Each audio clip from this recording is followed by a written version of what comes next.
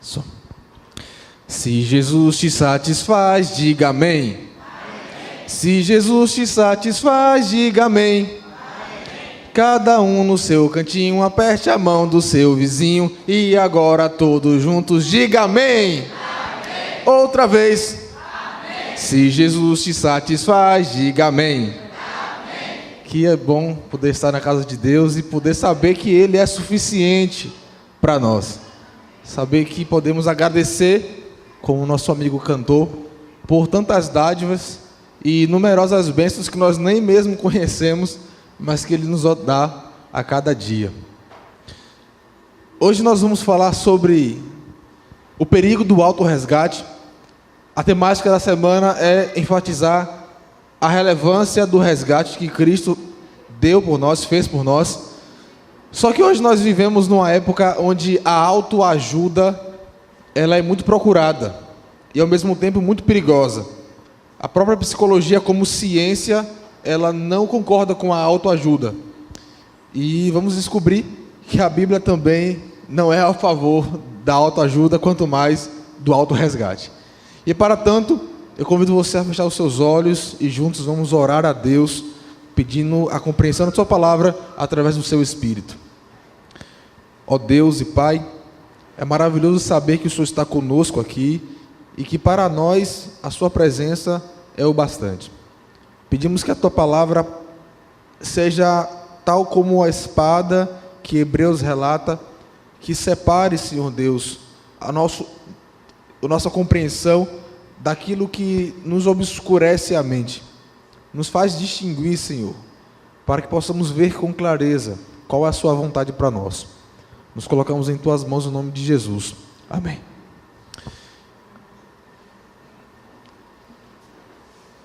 Nós temos um perigo muito grande, que é a questão de olharmos para nós mesmos. Na verdade, as nossas necessidades, às vezes, nos fazem pensar que precisamos dar atenção mais a nós do que aos nossos amigos que estão ao nosso lado.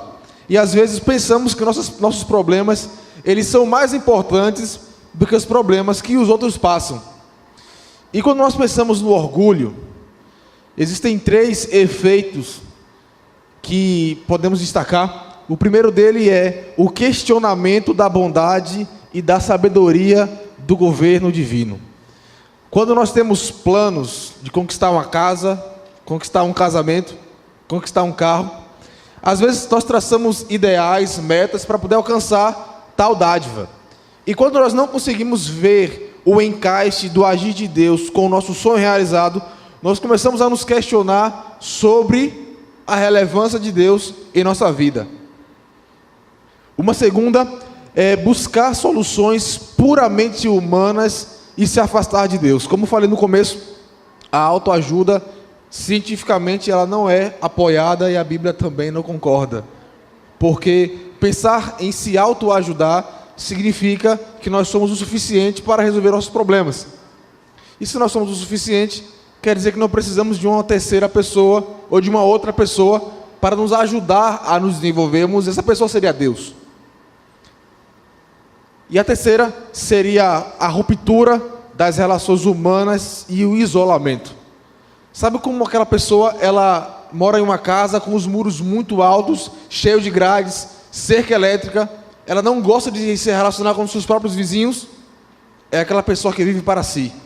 Eu lembro que quando eu comportava lá no Amazonas, lá em Manaus, a gente se deparava com algumas casas enormes assim, totalmente fechadas, sem nenhum tipo de acesso, apenas o interfone, e a gente se perguntava, nossa, para que tamanho isolamento? Uma coisa é estar seguro, outra coisa é estar isolado.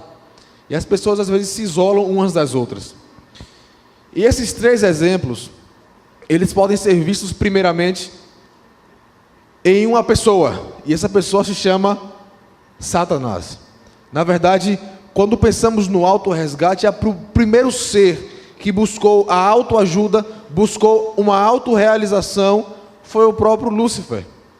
E a gente vai conversar um pouquinho sobre o livro do Apocalipse, como ele demonstra a origem do mal e como ele mostra o perigo de buscar ajuda em si mesmo, em detrimento da vontade de Deus. O livro do Apocalipse, ele tem um conteúdo um tanto complexo de compreender. Mas uma dica interessante, quando nós entendemos a sua estrutura, fica mais claro entender o seu conteúdo. Por isso eu peço que você pense comigo aqui. Nós temos aqui algumas linhas, e aqui está a estrutura do livro do Apocalipse. Desse livro nós temos 8 visões básicas, ok? 8 visões, e elas se completam perfeitamente. Quando João ele estava escrevendo, na primeira visão ele tem uma estrutura, e essa mesma estrutura se repete em cada uma delas. Pode passar.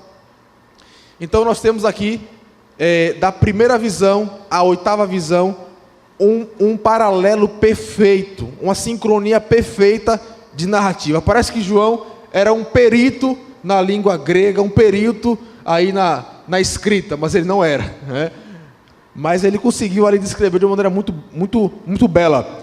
E quando nós percebemos a estrutura de cada cena, percebemos que a primeira visão, a segunda visão e até a 8ª visão, eles têm o mesmo segmento. Primeiro, nós temos uma cena introdutória, depois nós temos a profecia de fato descrita, depois, no meio da visão, você tem um interlúdio, ou seja, o foco da visão ele é deturpado para dar um fortalecimento para a última parte, que é a culminação escatológica.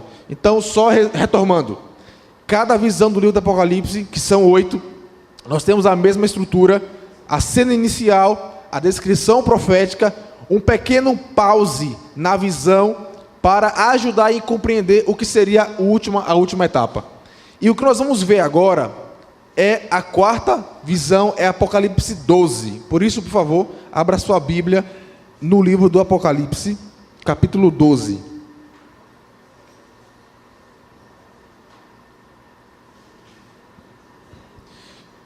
Creio que tenha ficado claro.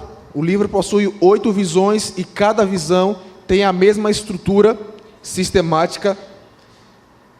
E a gente vai poder entender um pouquinho mais sobre o perigo do auto-resgate, analisando o livro do Apocalipse no capítulo 12, que é a 4ª visão.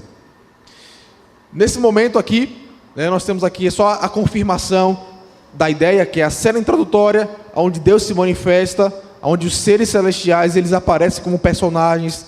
Na descrição da profecia é de fato a mensagem profética. O interlúdio ele é apenas um pause, para aumentar a explicação final, que é a culminação escatológica. E então a 4ª visão, que é a que nós vamos estudar agora, começa aí no capítulo 11, no versículo 19. É interessante, irmãos, notar que apesar da Bíblia estar dividida em capítulos, o seu conteúdo não está em capítulos. Então é possível que você tenha que recorrer a um capítulo anterior para entender o atual. E no capítulo 11, versículo 19, nós temos uma cena muito bonita, que fala o seguinte: abriu-se então o santuário de Deus, que se acha no céu, e foi vista a arca da aliança no seu santuário. E sobrevieram relâmpago, vozes, trovões, terremoto e grande saraivada. Nesse começo da visão, João ele vê o santuário aberto. Logo no segundo momento, nos versículos 1 até o versículo 6, ele vê então o dragão. Depois em seguida ele vê a besta do mar, no capítulo 13, a da terra e a perseguição do povo de Deus. Nós temos aí o interlúdio, que é o pause da visão, no capítulo 14, onde ele apresenta os 144 mil, e no finalzinho do capítulo ele apresenta a volta de Jesus. E aí é que vai o ponto crucial do livro de Daniel e do livro de Apocalipse. Existe uma teoria para se entender a Bíblia, então preste atenção nisso, por favor.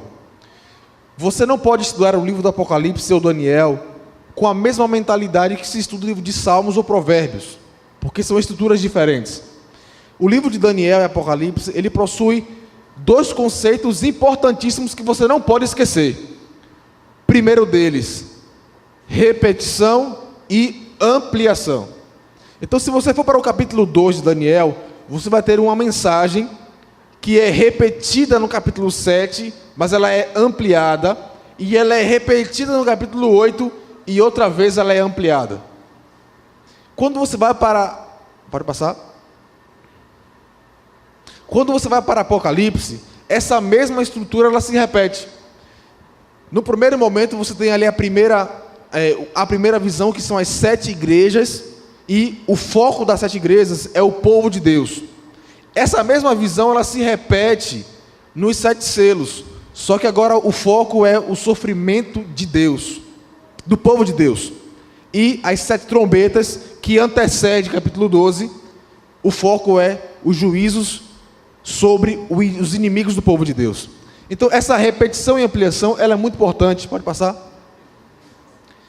E existe uma outra teoria que você não sabia, por isso fique atento agora, por favor, presta atenção. Obrigado. Quando você vai para Apocalipse 12, 13, você tem alguns personagens ali, o dragão, a besta do mar, a besta da terra, e no capítulo 16, você tem novamente o dragão, tem a besta, tem o falso profeta. Então, na segunda linha que está ali, na primeira de preto, o mesmo dragão que está no 12 é o mesmo do 16, do 17, do 19, e você mantém aqui essa orientação. Então, o 8º rei do 17 é a mesma besta do 13, do 12, e é o mesmo falso profeta aqui do 19. Por que essas coisas são importantes? Por que essa teoria é importante para o que nós estamos falando aqui hoje à noite? Olha só. Quando nós estamos falando de Satanás, nós estamos falando da origem das coisas, nós estamos falando da determinação da nossa história. Porque apesar de nós sermos os culpados pelo pecado, ele teve uma grande influência em nos agarrar para ele. E quando você vai estudar a Bíblia, que é o que nós estamos estudando aqui essa semana, a Bíblia, nós não podemos esquecer das pérolas que os autores bíblicos deixaram para nós. E uma das pérolas, quando nós estudamos a Bíblia, é entender a sua estrutura, o que o autor queria dizer com o que estava falando. E quando nós pensamos nisso, percebemos que o que a Bíblia no Apocalipse está mostrando chama-se contrafação. Quando você vê as comparações de cada capítulo, pode passar, você percebe agora a seguinte conclusão. Nos primeiros capítulos até o capítulo 11, você percebe ali o agir de Deus, a trindade divina. No final do 12 em diante, você percebe ali a famosa trindade satânica. Ou seja, o diabo ele começa a contrafazer o que Deus quer fazer. E aí você tem a marca da besta, contrária ao selo de Deus. Você tem as mensagens demoníacas, contrárias às mensagens angélicas. Você tem a mulher, cidade babilônica, contrária à Nova Jerusalém. Tudo isso para contrafazer o que Deus estava querendo falar. E você vê aí o diabo querendo um lugar no céu, e Deus o Pai tem um lugar no céu. O diabo ele tem um trono, e Deus ele também tem um trono. O diabo tem um poder, tem autoridade, ele dá a besta do mar, e Deus também dá autoridade a Cristo. O diabo ele é adorado no capítulo 13 como besta, e Deus é adorado também. Então o diabo ele sempre tentou contrafazer o que Deus queria. E o livro do Apocalipse, a sua estrutura, ele mostra o começo de Deus e a contrafação do inimigo. Agora, por que será que tudo que eu estou falando aqui para você é importante? Porque é o seguinte: isso que eu acabei de falar para vocês é a maneira que o diabo entendeu que ele deveria fazer para se auto-resgatar. A maneira com que o diabo age hoje é para provar para ele mesmo que o que ele está fazendo é o correto.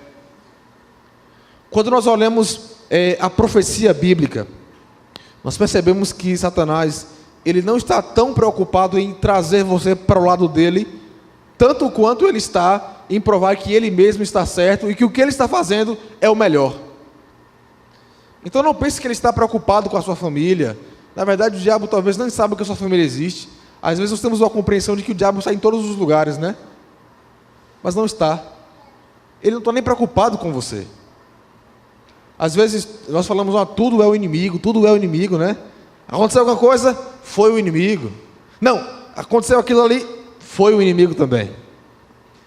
Só que nós ficamos um pouco dispensando as nossas próprias decisões. Eu quero te falar que quando você busca seguir os seus próprios caminhos, você está fazendo a mesma coisa que o inimigo de Deus fez no passado e faz até hoje. O que o diabo está fazendo hoje é a contrafação do agir de Deus.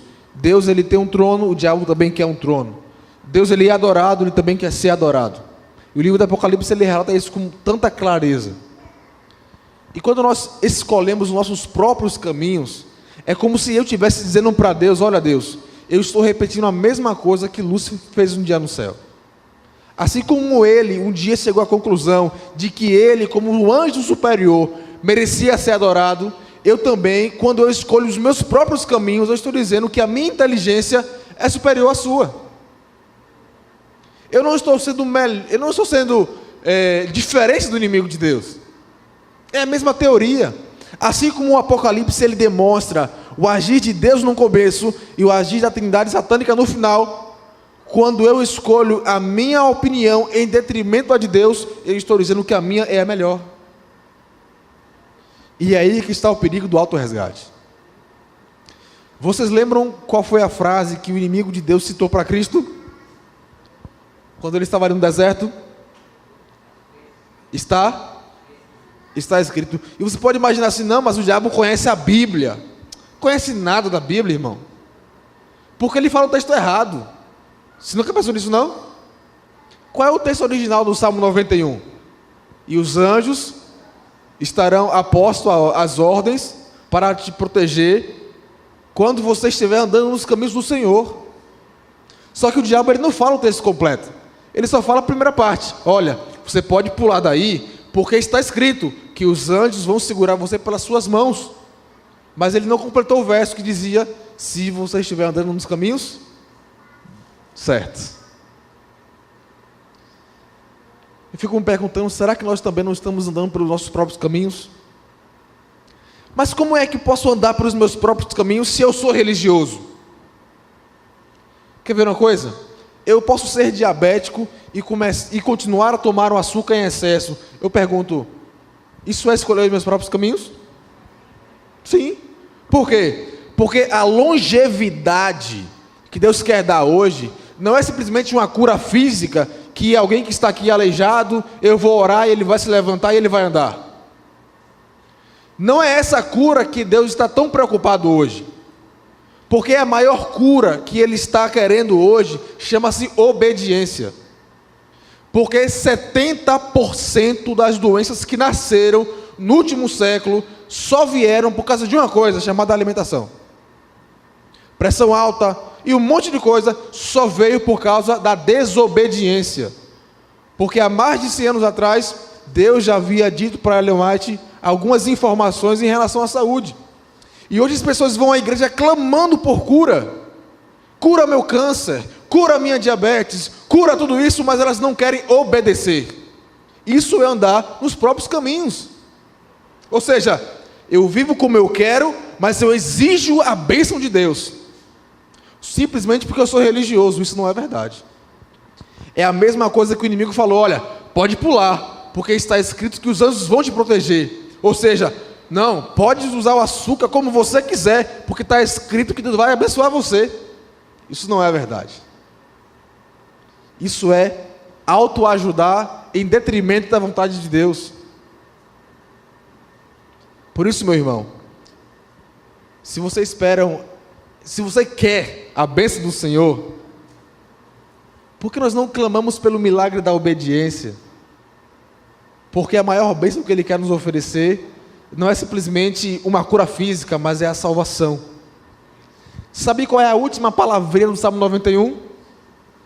A última frase: não é que Ele vai livrar da peste perniciosa, não é que 1000 vai cair ao seu lado e 10.000 à direita. A última frase do Salmo significa: eu vou mostrar para ele a minha salvação. O Salmo termina assim, desse jeito. Porque o mais importante não é você andar como você quer, é você fazer a vontade de Deus. Eu vou ilustrar para você o que significa isso. Em 2012, eu fazia um curso técnico. E eu tinha um sonho de ser pastor. E naquele momento, meu pai, ele já tinha investido um pouco na minha educação, ali no ensino médio. Como eu falei a vocês, ele não é adventista. E aí eu chamei ele para conversar, falei, pai, vamos conversar. Falei, pai, eu não vou mais ficar no curso técnico. Sei que é promissor, sei que vou ganhar dinheiro, mas eu não quero mais, eu quero fazer teologia, eu quero ser obreiro bíblico. Pronto, o mundo caiu ali. Sabe qual foi a frase que ele me respondeu?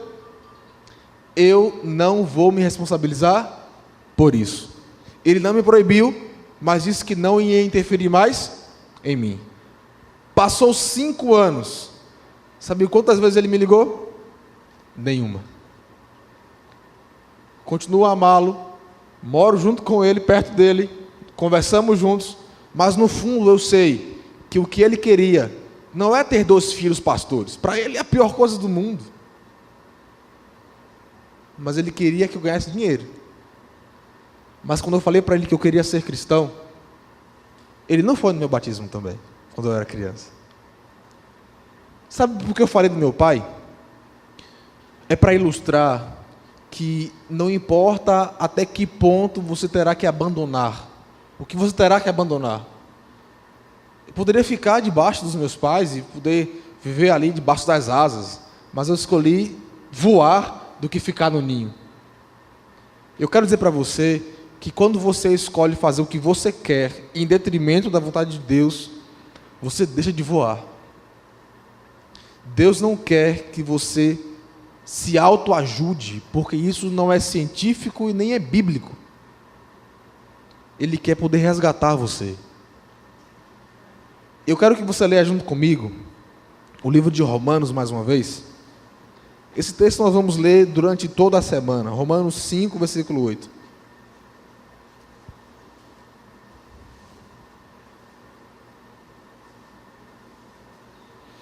Romanos 5, versículo 8.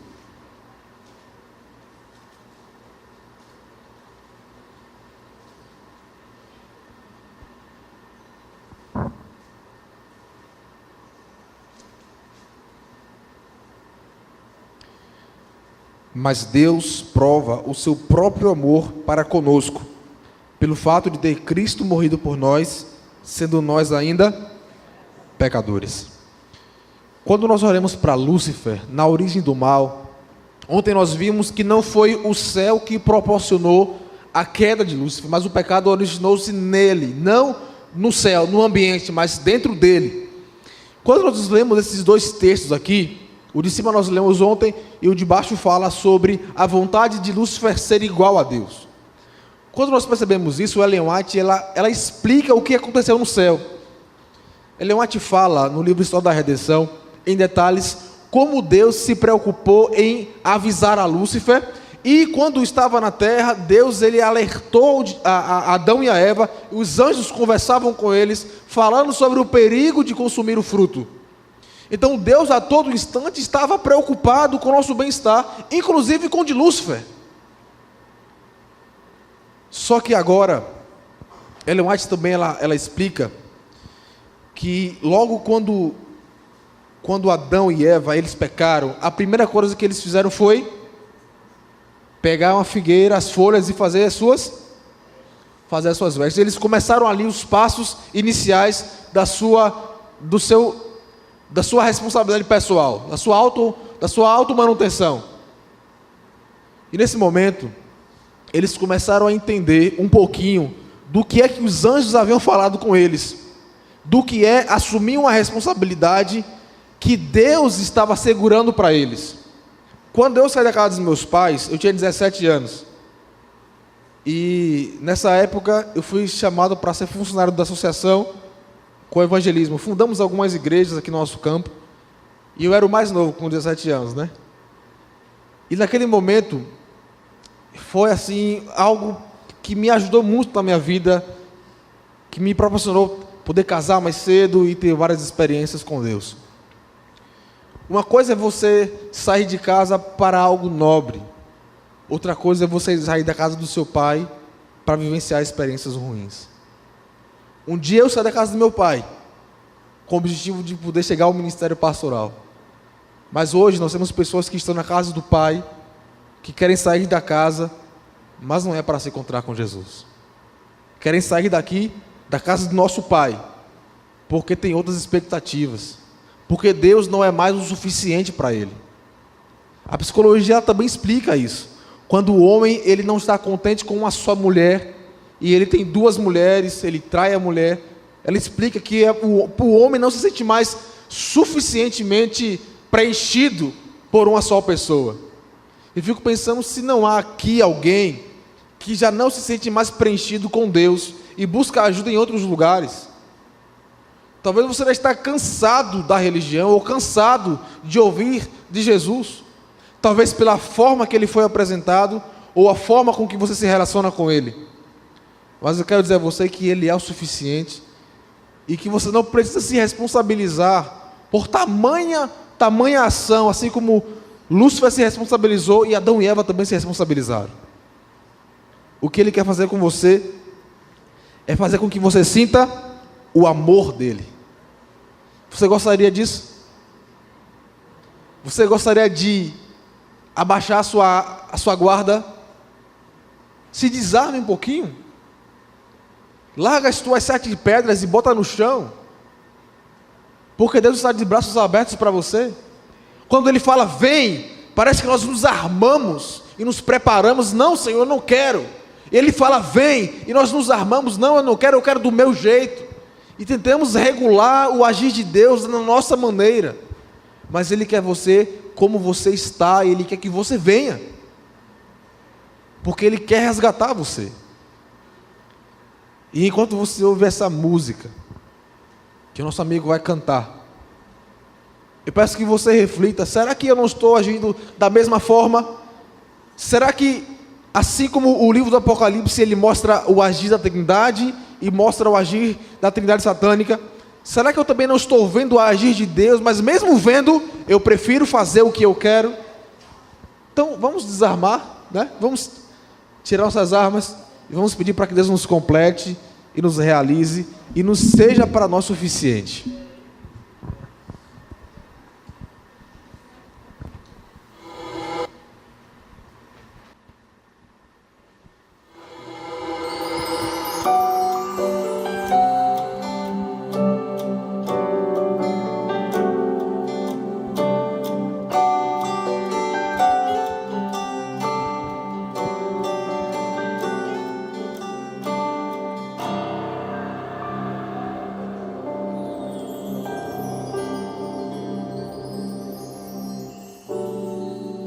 Você foi embora,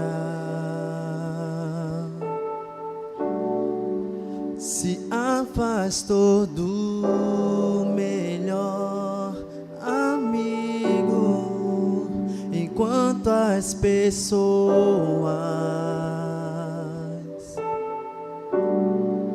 só querem te criticar. Eu sei quantas vezes pensou que estava só, não via ninguém ao seu redor. Quero te dizer que há alguém que só quer o seu bem.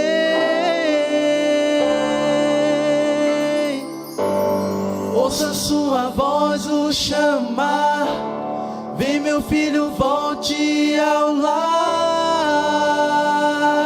Eu te aceito como estás, filho, sempre vou te amar. Quero a teu lado estar, nunca vou te deixar.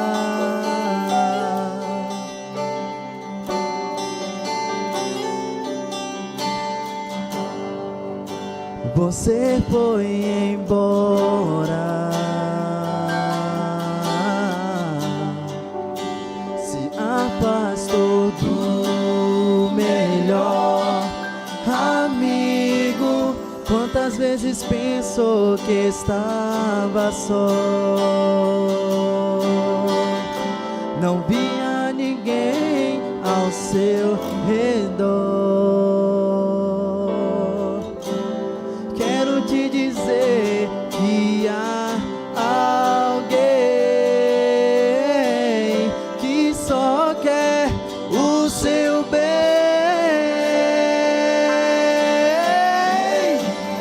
Ouça sua voz o chamar. Vem, meu filho, volte ao lar. Nunca vou te deixar.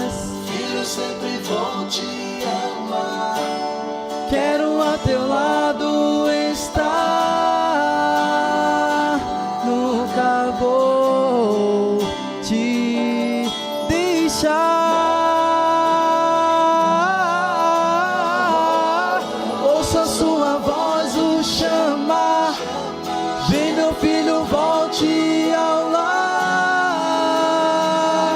Eu te aceito como estás. Filho, sempre vou te amar. Quero ao teu lado estar. Nunca vou te deixar. Não, não, não, não, não, não, nunca vou te deixar. Amém. Paulo, explicando a igreja dos Colossos, ele fala o seguinte: para isso é que também eu me fadigo, esforçando-me o mais possível, segundo a sua eficácia que opera eficientemente em mim. Quando Paulo ele está explicando a missão que ele tinha, o trabalho de evangelismo que ele fazia, ele não falava sobre o que Deus fazia através dele, mas o que Deus fazia nele. A eficiência de Deus estava em Paulo. Será que você quer ver Deus agir não para você, não proporcionando coisas a você, mas primeiramente agindo em você, sendo eficiente em você? Você gostaria de ser resgatado por Deus? De abaixar as suas armas, parar um pouco de lutar e deixar Deus agir por você? Que nessa noite você tenha percebido como é importante deixar Deus estar no caminho e a gente apenas confiar nele. Vamos ficar em pé? Vamos orar.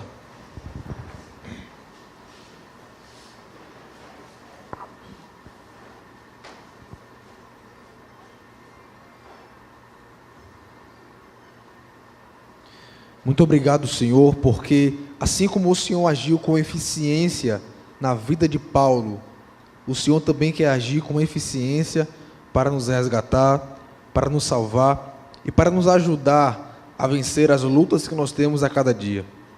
Nós temos sonhos, Senhor, talvez queiramos ver uma esposa, um marido, um filho aos teus pés. Queremos nossa família aqui com a gente, do nosso lado, adorando o Senhor na tua causa, na tua casa. Mas a despeito dos sonhos que nós temos, que estamos perseguindo para realizar, nós pedimos, Senhor, que o maior sonho possa ser realizado, que é estarmos primeiramente a salvos para poder ajudar nossa família e para conquistar outros sonhos, sejam eles espirituais, sejam eles materiais. Nos ajude para que possamos perceber que o Senhor é sim eficiente para nos resgatar. O Senhor é sim o bastante, é o que precisamos. Não precisamos ir a nenhum outro lugar, porque o Senhor nos basta. A tua graça nos basta. Nos leve em paz para casa e que a tua graça possa transformar a cada dia mais o nosso ser, em nome de Jesus. Amém.